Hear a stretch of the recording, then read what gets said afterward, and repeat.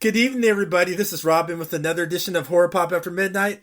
And my guest is writer, director Rick Danford, and of course, actress Aimee Rolfsen. How's it going, guys? Going well, Robin. Thanks for having us. Yeah, let's talk about Indie Horror Junkie, your magazine. That's off the hook. It's on fire. Yes, we're really excited about it. It kind of started as a goof because I've just got so much time on my hands. I wanted to put something out there where I could talk about other projects and films because with my film festivals and everything else, I get to meet and greet so many great people. And then the more fun I started having with that, the more people I started getting involved with it. And then I got Aimee involved with it, and she really helped me direct my energies and stuff. And it's just been taking off and taking on a life of its own. I'm really excited about it. You should be excited too, Aimee. You're part of it. Absolutely. I'm always excited about it. Rick and I are, working at it every single day, and it's growing. It's growing. It's growing. So not only do we have the magazine, and we're getting ready to launch, the 7th edition of it, Rick? In January? The 7th issue, yep. Mm-hmm. So that's crazy to even say that we're on number 7. It's released every other month on the 13th of each month, but we also now have the podcast, Indie Horror Junkie podcast, and we now have the Indie Horror Junkie Film Festival, which is going to be at MegaCon next February the 2nd through the 5th. So it's growing, it's expanding, and Rick and I are so lucky because we get to work together and we get to basically promote all the other filmmakers and indie horror artists in the community. So what more can you ask for? And also, let's talk about the very first HorrorCon. Oh, yeah. Rick? Yep. we're crazy enough to do it, so... Yeah, we're super, super excited about that because this is something that Aimee and I have a lot of experience with. We've attended so many conventions in the past. I've run my own film festival, a couple different ones, and it's just by having that experience, we're able to see a lot of things, what works, what doesn't work, what people are excited about. We talk with the fans and get a good feel and get our fingers on the pulse of what they're looking for, what they're excited about, and we intend to bring that. We want to make this the premier event in Florida, and we don't want just this to be another con. We want people to go there, and when they're done, they'll buy their T-shirt, "I survived Florida Horror Con," and they'll know that they went through an experience. Definitely. And it's going to be in Tampa, so we're giving something to our hometown community, which is really cool and special to us. And it's going to be a very immersive experience for the indie horror fans and horror fans all over. And, we're just excited to bring it to the Bay Area and get to share a little bit of what we love with everybody else in the horror community, but also, kind of draw some people in that might not know what it's all about, but maybe their favorite celebrity is there, and it's family friendly. Kids 10 and under will get in free. So even though it says horror, it doesn't mean that it's not family friendly. It's fun. It's for everybody. And we just can't wait to share it with the whole community. I can't wait because I'm going to be there, and it'll be my first time ever coming to Florida. We can't wait to have you. So consider yourself one of us and bring it on. Yep. Yeah, Rick, where's my Indie Horror Junkie T-shirt? It's in the room. Printers right now. From me, but we'll make sure we get you one. Oh, cool, because I'm going to sport that shirt everywhere I go. Damn straight. Awesome. Now, let's get back to the business now since we got all that fun stuff out of the way. Rick, you wrote and directed this movie called The Clock. It's like a paranormal horror thriller. That's what I got from watching it. And Aimee's like the main star of it. How'd you come up with that story about the haunted Godfather clock? Believe it or not, I stole that story. Well, I liberated it, I'll say. I used to listen back when I was a teenager. I think it was like 14, 15 years old. There used to be this radio show called CBS Radio Mystery Theater. It used to come on every Friday night at 11 o'clock, and it was one of those horror radio shows. So it was like the imagination of the mind where you have to imagine everything. And I remember there was an episode that called Hickory Dickory Doom.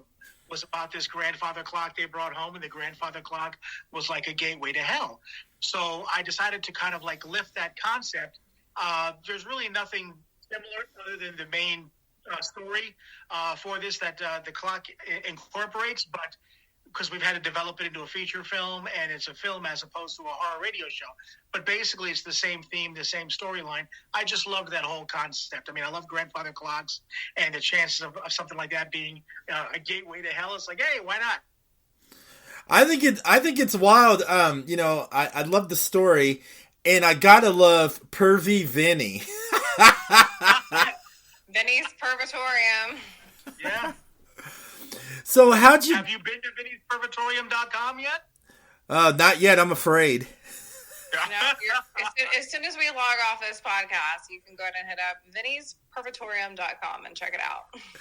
All right, and the film starts off with your family. You guys had like we find out there's a legacy between your family. You have like this special gifts, like your mom did before. How it all ties into the clock.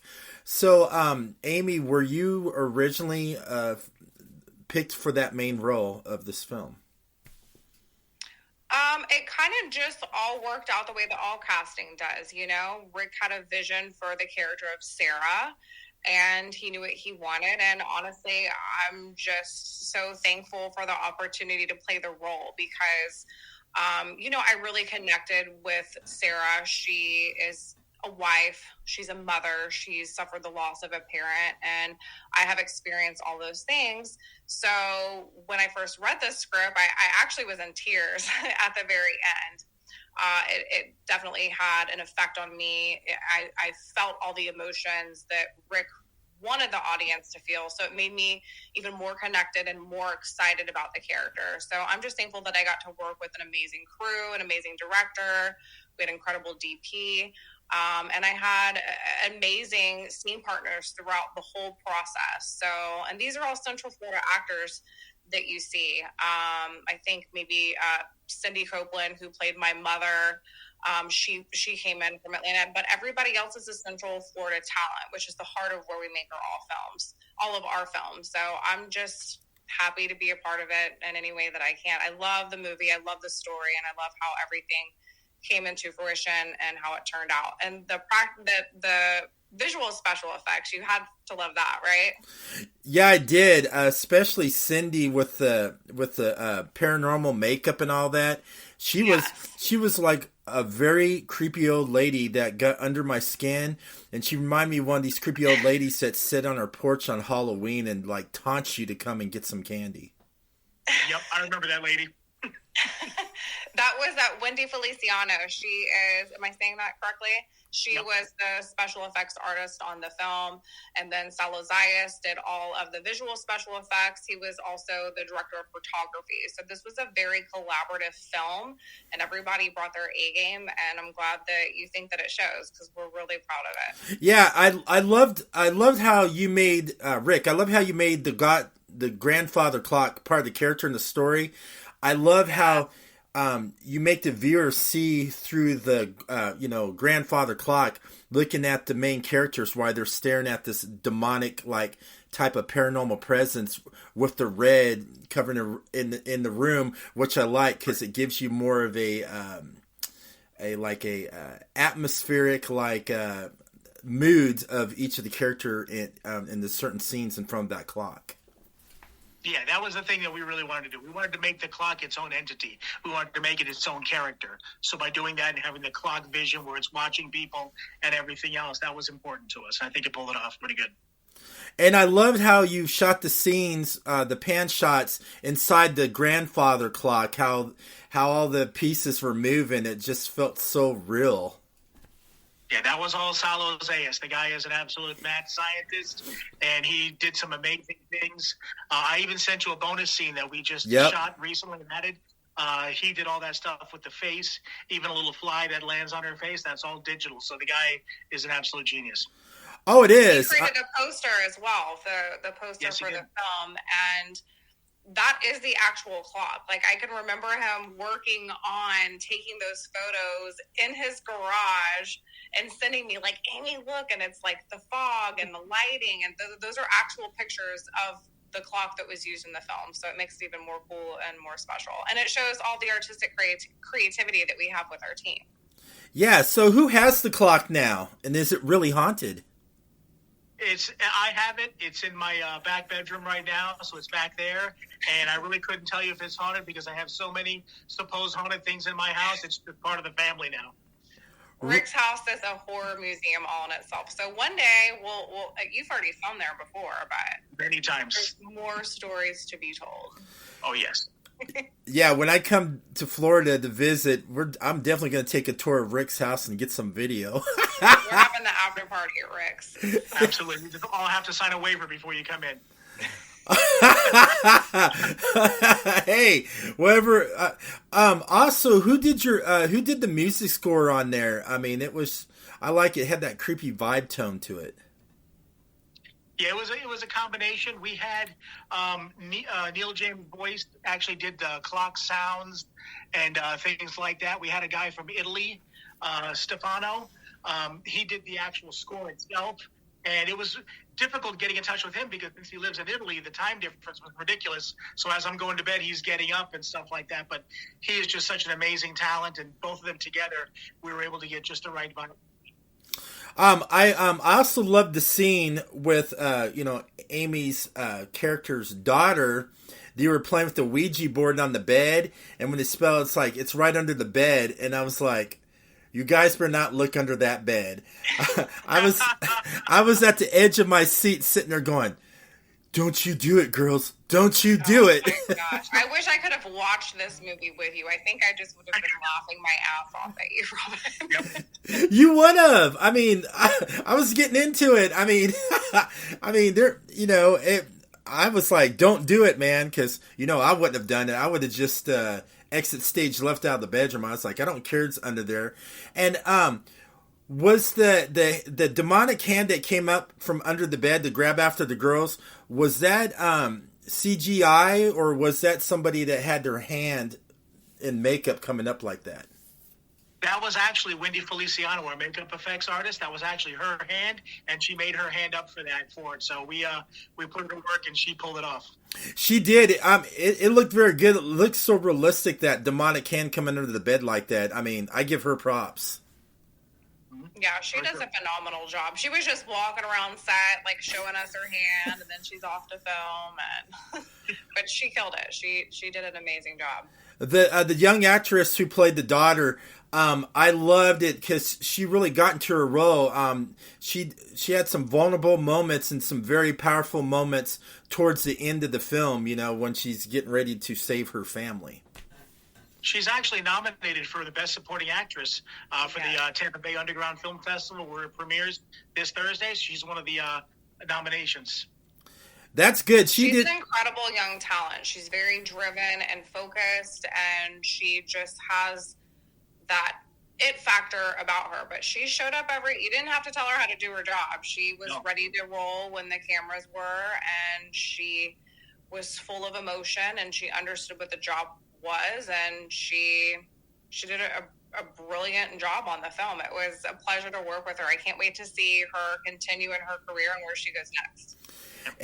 And the one scene I liked of yours, Aimee, was where you're in the bedroom, where you felt that presence and that look in your face. It looked like your face was going to get ready to explode. How you had that your mannerisms. You're like, Yeah, that was a fun scene. That was actually a tricky scene. You're talking about with the clothes on the bed? Yes.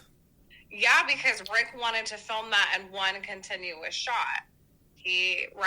That was like one thing. So you see Sarah, my character, and she's messing with the clothes, and she's on the phone, and then she walks over and she puts the phone down.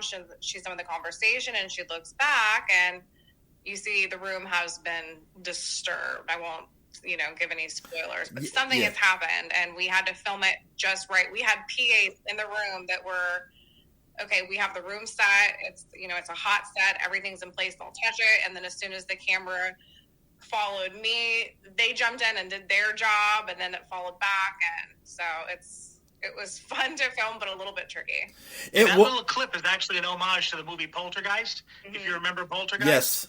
That little kitchen scene there at the beginning, I won't give it away, but that's where I got that from. That's pretty wild. But the look on Aimee's face as Sarah, man, that was just priceless. I mean, it looked like she was getting ready to explode, and she had that look. It's like, am I in fear, or it looks like I'm ready to have to go to the bathroom? Well, we were to help in order for us to try and make sure that we got Aimee in the right mood. As soon as she turned and headed towards the dresser, we had Salo get naked. So when she turned around, we wanted to get that full frontal expression. So. There's a look of being terrified, but no, Rick knew exactly what he wanted to happen, and the direction was very clear. So as much as was going on in the room and the space, and there's PAs and everything else happening, I was just trying to focus on what Rick really wanted to capture. So I'm glad that you liked it, because it's a quick scene, but it's fun. I thought so too. And then the psychic, I love how you made her into a comical, campy type of psychic. Is it over? Yeah, I love that part there at the end. I wanted to have she was kind of like the emotional breaker. You know what I'm saying? Where it kind of she brought a little bit of the humor and stuff to it, because it was pretty intense film as far as the emotion goes and everything else. I wanted to have that little tension breaker, and I thought she did well. Her name was Chanel Lynn, and she really did the job. And she also is up for Best Supporting Actress this week at the Tampa Bay Underground Film Festival, along with Caitlin Kemp. And the film has 7 nominations, Rick? 7 nominations, yes. And that's something else we're doing this week with The Clock. We're going to be at the Tampa Bay Underground Film Festival. It runs Thursday through Sunday. Lots of great short films, full feature lengths, all different genres. But we are the Thursday night, opening night feature, The Clock. So it'll be fun, because a lot of us are going to be able to see each other and get back together that filmed that movie, and just have fun and celebrate and watch our movie and watch a lot of other really incredible films. Yeah, no spoilers for me, but especially in the ending with all the characters, you felt the emotion play off of each other on how it ended. I mean, you can really feel the pain and the happiness and the emotion, how it, went towards the end. Thank you. Yeah, we tried it. It was a family-type film, is what we really wanted to try and do, is express the family bond and how they were able to, persevere with what happened there. And when you have great actors around that know their job and make it that much easier for the crew to get what we needed. I mean, to me, that was the most amazing thing, is we're talking about a movie that had 31 characters, 6 different locations, and we shot that whole thing in 5 days. It wouldn't have been possible if we didn't have such amazing talent that knew what needed to be done and got it done when it had to be done. No, I'll second that. It was definitely, everybody came focused, and we knew the time frame that we were on. And Cindy Copeland, who plays my mother in the film, who is an incredible actress. Not only do I love working with her, but I look up to her. And her and I had this crazy immediate connection, and we shared a lot of our personal stories about grief, and we connected on that level too, not only as an artist, but also personally. And that, for our scene specifically at the end, really helped us to carry out the emotions of the characters in the film. And it was such an honor to be able to film those scenes with her and connect in that way. It's something I'll never forget. I actually just got off the phone with her today. I still just think about her and call her and want to see how she's doing. And, I'm trying to pull her into another project I'm doing. She's so good. She's such a good actress. Look at Aimee snagging all that talent. I bring everybody along. Rick does. He pulls everybody along with him. I pull everybody in. And we're just so lucky that we have this group of creatives that we can call on or say, hey, there's this opportunity. Are you interested? Or do you want to help me do that? Or how can I help you? That's a big part of what we do. Hence Indie Horror Junkie. It's just what we love, and it's how we connect. Now, let's talk about the beautiful house in the film, too. I kind of think that was type of a character of the film as well. Where'd you find that house to shoot? That house belongs to a woman named Donna Smith. She lives in historical Brooksville, and we actually got the connection through Chanel. She's a friend of Chanel's, and we were looking for a house to shoot it in, and she had mentioned that house and told us the house is supposed to really be haunted. It's over 100 years old. So we thought, wow, perfect. Let's shoot the haunted house. What could go wrong, right? So we went there and we shot there, and it was, the house has such great character. That was the most amazing things. You've seen so many films in the past that you've got just solid white walls and everything else it just doesn't look right. This house, every little corner tells a story. So it was amazing just being in that house. So, since the house is haunted, because I remember before you started filming this, you were talking about how it was haunted and all that. So when you were doing when you were like, filming and doing whatever you guys did on set, did you guys ever witness any paranormal experiences or felt like someone was like watching you or anything like that? Aimee? I personally did not. I do know that you have to be very open to things like that, and I usually am. I consider myself to be intuitive and be able to feel things around me when the time is right and the right environment. But I was in full-on work mode. Like Rick said, we had 5 days, so if it wasn't my scene to film, I was right behind the wall, still in character, prepping, having my moment before. So everybody that was there was laser focused. Now the crew, in between carrying stuff around and changing locations, upstairs, downstairs, different room, inside, outside. I think it Ricky who. Oh yeah, Ricky. Yes. Yeah, Ricky is. He did a little bit of everything on the film. He did sound. He did BTS. I think he did assistant camera at some point. I don't know. He was just all over the place, but he saw it was a light, or I don't exactly remember, but you'll have to, I'll ask him, Robin, and I'll call you later and tell you about it. But there were a few people who had a few different things happen. I was in the zone, so I was just tunnel vision, focused on what I had to do. But apparently there were some people who saw and heard a few things. The dolls and the chairs around the house were creepy enough for me, so. Yeah, I mean, I did have one experience where I actually had one day, I forget what it was, where I had a full beer and I had it sitting somewhere, and when I came back, half of it was gone. Was it sitting next to me? Wow. It was either Aimee or one of the PAs. Yeah, so that may not have been, what we're looking for here. Sorry. If that was Aimee, shoot, that would have been more than one bottle. She'd be sucking that up like a succubus. What are you talking about? Wow. Alrighty then. Call me out like that, Robin. Hey, I had to, man. Hey, I'm like I said, this is my podcast. I'm having the blast, and I can ask ask whatever I want. Damn it. Well, I'm just so glad you enjoyed the film. I know you've been wanting to watch it, and it's so cool to hear your feedback, because we know that you watch a ton of horror movies and you have a lot of great guests. So it's really cool to hear your excitement about it and all the things that you really enjoyed. So, well, the reason why. Yeah, the reason why I liked it so much, I'm a big fan of paranormal and supernatural type of thriller films anyway. It doesn't have to be like blood and gore. It can just be a simple, spooky, messes with your mind. Yeah, suspense, thrill. They're fun to watch. And that's why I was so interested in that. That's why I was talking to Aimee, and Rick's like, Rick, you better send me that screener because it has paranormal in it, man. You had me at paranormal. There you go. Now, Aimee, before I ask your question, Aimee, Rick, do you think there will be like a sequel to a clock? Do you think you can do more stories off that clock?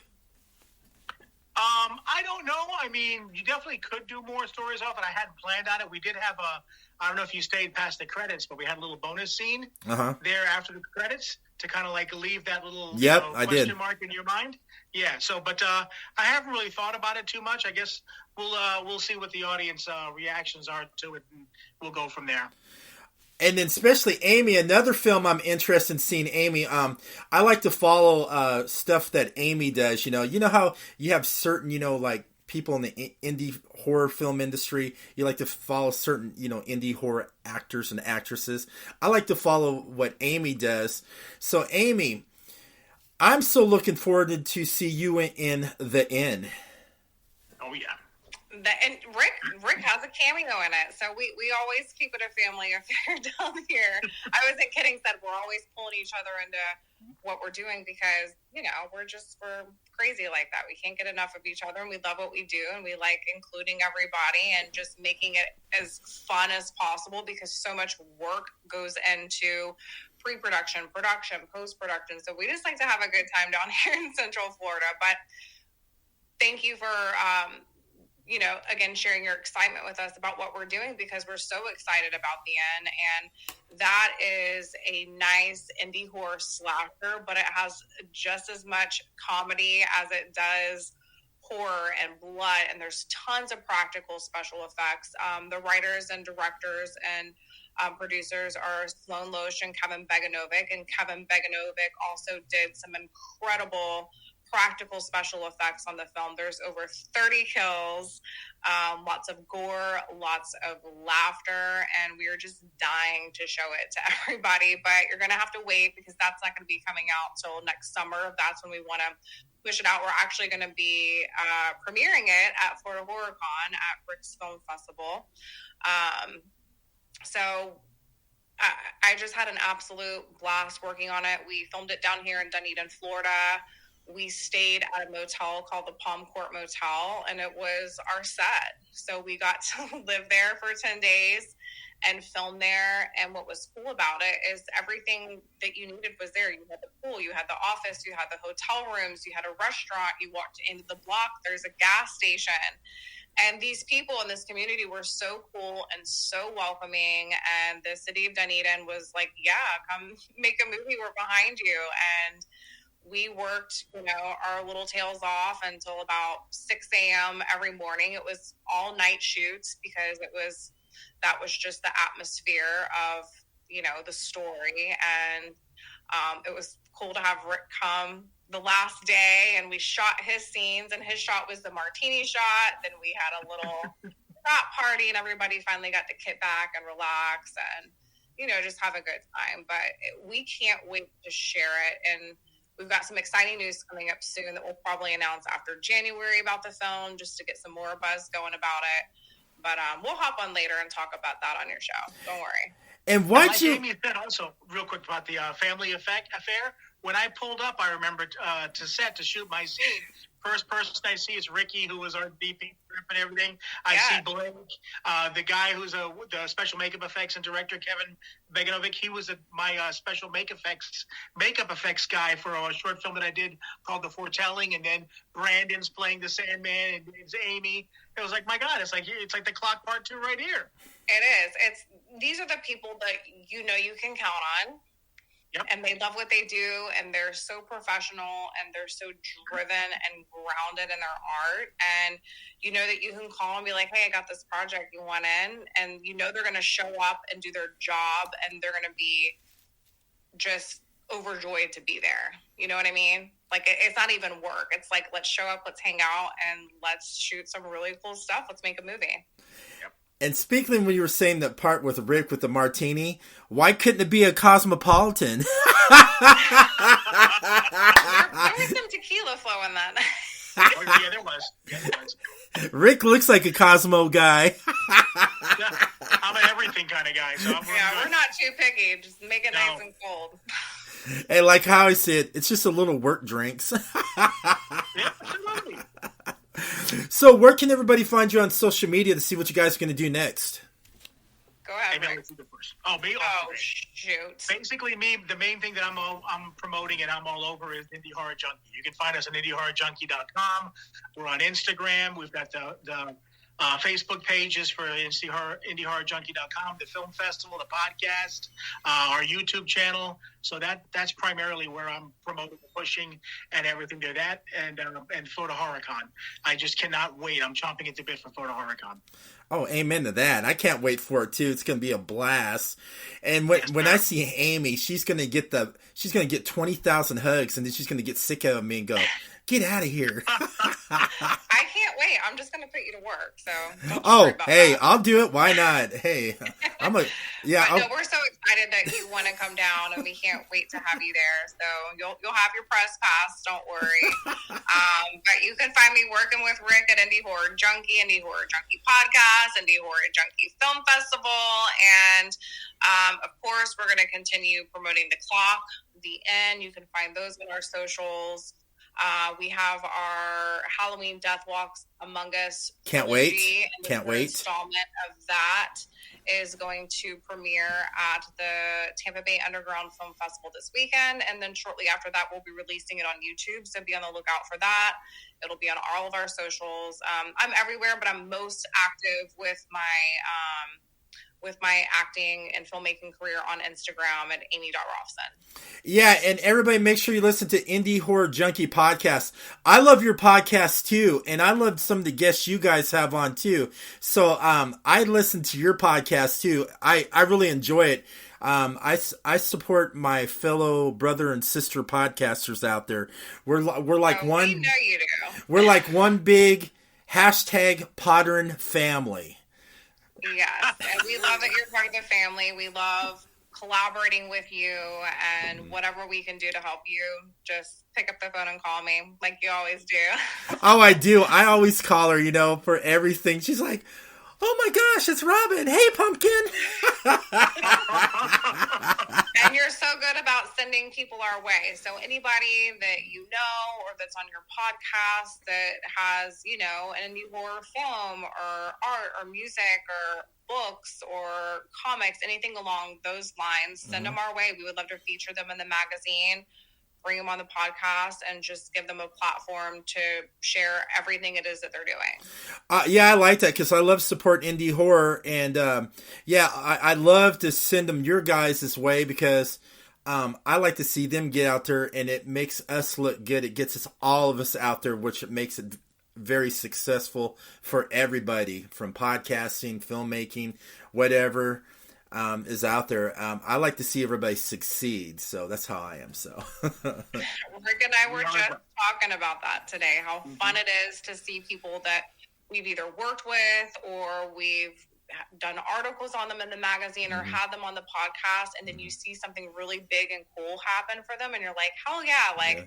I knew them when they were just starting off and they've worked so hard and now look what they're doing. And you just never know. Like, you just open the next door and you never know what's going to be behind it. It might be what launches you.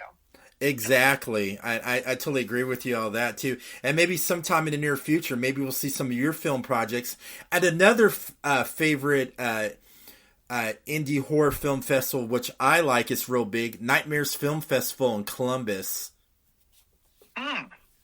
I haven't heard of that one, but I'd like to check that one out. I sent it to you. Oh, you did? You probably did. Yeah, you need to. I will resend him your list. Yeah, Nightmares Film. Yeah, that's at Horror Hound. Days of the Dead Festival. I know that you're a big fan of Robin. Yeah. So that's what we do. It's just, promote what everybody's doing. We always say there's enough cake for everybody. So why not just have a good time and spread the word and spread the love and help everybody out. It's more fun that way. Well, you guys, it's always a pleasure having you guys on. Thank you so much for coming on. Oh, thank you for having us, brother. I really appreciate it. Anytime. And everybody, thank you for listening to Horror Pop After Midnight.